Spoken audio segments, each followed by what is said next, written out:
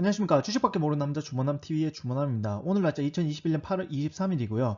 오늘 월요일 투자 아이디어 시간이고요. 기사는 2021년 8월 16일부터 8월 21일 신문 기사입니다. 제목, 진짜 화성 가려나 머스크 내년 로봇 자동차 노동자 손보인다. 이상덕 기자의 기사이고요. 휴머노이드 로봇 테슬라봇의 프로토타입 2022년에 출시한다고 합니다.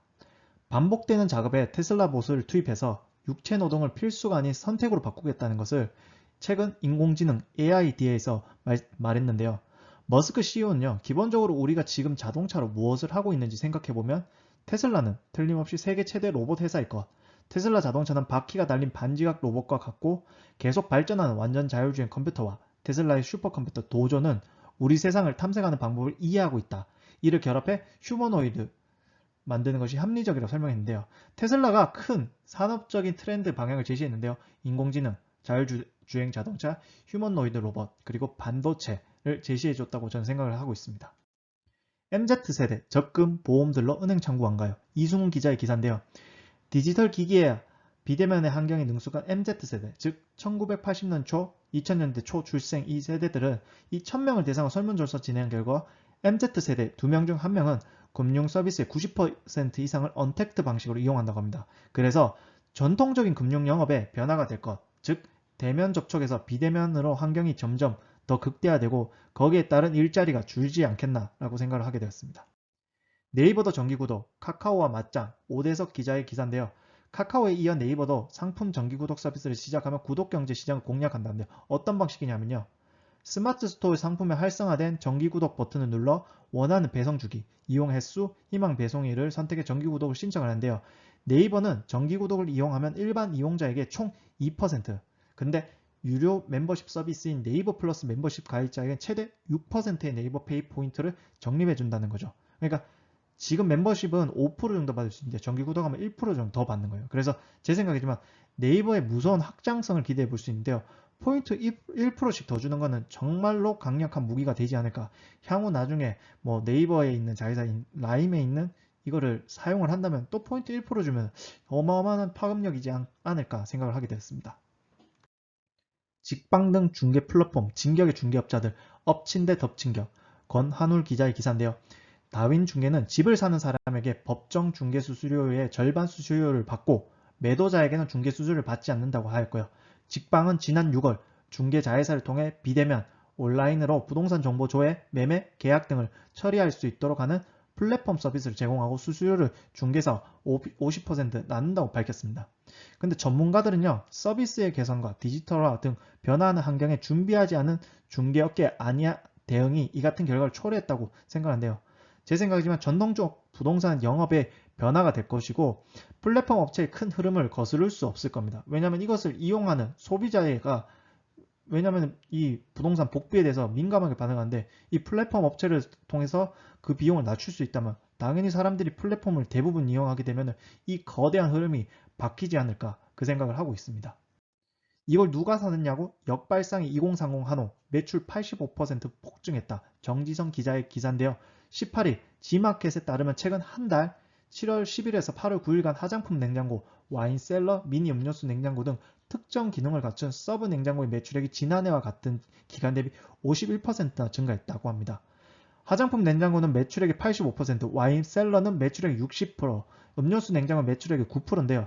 MZ세대가 중심인 1인 가구 증가한 데다 코로나19 사태 이후 집콕적이 늘어났고요. 더욱이 용도에 맞춰 역시 주부들도 부엌의 다양한 서브 냉장고를 활용하고 있는데요. 파세코는 주부들의 고민거리인 양념 보관 문제를 해결하는 양념 냉장고를 빌트인 가전인으로 선보이고 있습니다. 그래서 보조 냉장고의 약진이고요. 화장품 냉장고, 와인셀러, 음료수 냉장고, 양념 냉장고 등등 앞으로 새로 짓는 아파트에 다양하게 이런 냉장고들이 더 들어가서 빌트인이 되지 않을까 그 생각을 하고 있습니다. 그리고 무엇보다 1인 가구가 늘고 있다라고 생각하시면 될 것 같습니다. 23만원짜리 420만원이라고 산다. 2030 꽂히면 아낌없이 지른다. 김대기 기자의 기사인데요. MZ세대의 디깅 소비 트렌드가 있답니다. 디깅 소비는요. 자신이 좋아하는 영역을 깊게 파고들며 관련 제품을 구매하는데요. 국내 최대 산행 커뮤니티 블랙야크 알파인 클럽 도전단은 8월 현재 회원수가 26만 명인데요. 3월 이후 매월 가입자 가운데 절반 이상이 2030 세대랍니다. 젊은 세대 수요 덕분에 IU 등산화 불리는 야크 343D GTX는 지난 5월 색상별로 3차 재주문이 들어갈 정도로 인기고요. 사회강국 SNS를 통해서 방탄소년단과 가수 윤종신 등이 이 스타들이 취미로 테니스를 즐기는 모습이 전파되면서 젊은 세대의 테니스 붐이 일어났고요.